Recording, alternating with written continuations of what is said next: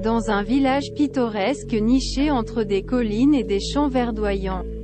Olivia a vécu une vie remplie des joies simples de l'existence d'une petite ville.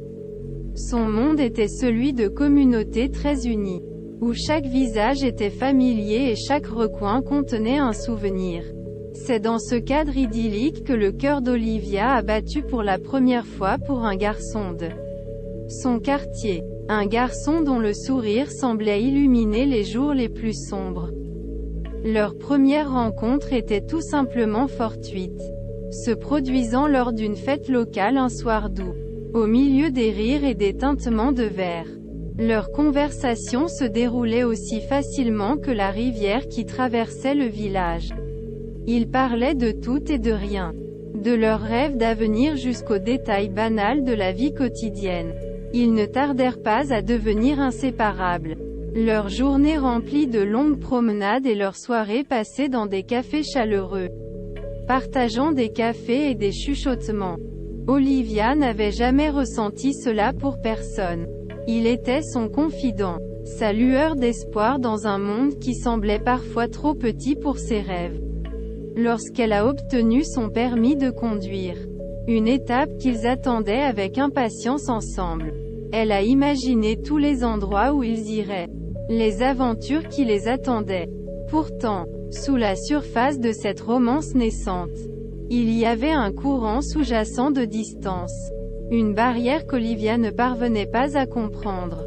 Malgré leur proximité, le garçon retenait une partie de lui-même, une ombre qu'Olivia ne pouvait pas pénétrer.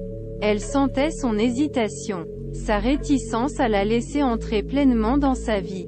Mais son cœur était trop lié au sien pour tenir compte de ces signes avant-coureurs. Elle était déterminée à abattre ces murs, à prouver que leur amour pouvait surmonter n'importe quel obstacle. Mais à mesure que les jours se transformaient en semaines, Olivia commençait à remarquer les signes. Il y avait quelqu'un d'autre. Une présence qui persistait dans les espaces entre leurs regards partagés et leur vérité à moitié dite. C'était une fille blonde, plus âgée et apparemment plus mondaine qu'Olivia ne pourrait jamais espérer l'être. Elle était tout ce qui inquiétait Olivia. Un rappel des parties d'elle-même qu'elle souhaitait pouvoir changer. Cette prise de conscience frappa Olivia comme une rafale de vent froid, la laissant essoufflée et perdue. Elle traversa les banlieues, ces rues même où ils avaient rêvé ensemble, où ils avaient ri et aimé, qui était désormais une toile pour ses larmes. La douleur de sa trahison était une douleur aiguë et inflexible. Un vide là où résidait autrefois la promesse de l'éternité. Les amis d'Olivia se lassèrent de son deuil, incapables de comprendre la profondeur de son amour pour lui. Ils ne l'ont jamais connu comme elle, n'ont jamais vu les signes de vulnérabilité qu'il montrait dans les moments calmes. Elle passa devant sa rue, hantée par les souvenirs et le fantôme de ce qui aurait pu être. La circulation murmurait son nom, leur rire partagé n'étant plus qu'un écho lointain. Dans son cœur, Olivia savait qu'il n'était pas parfait, mais l'amour qu'elle ressentait était réel, non filtré et brut. Elle ne pouvait pas comprendre comment il pouvait avancer si vite. Comment les promesses gravées dans la mélodie d'une chanson pouvaient se fondre dans le silence.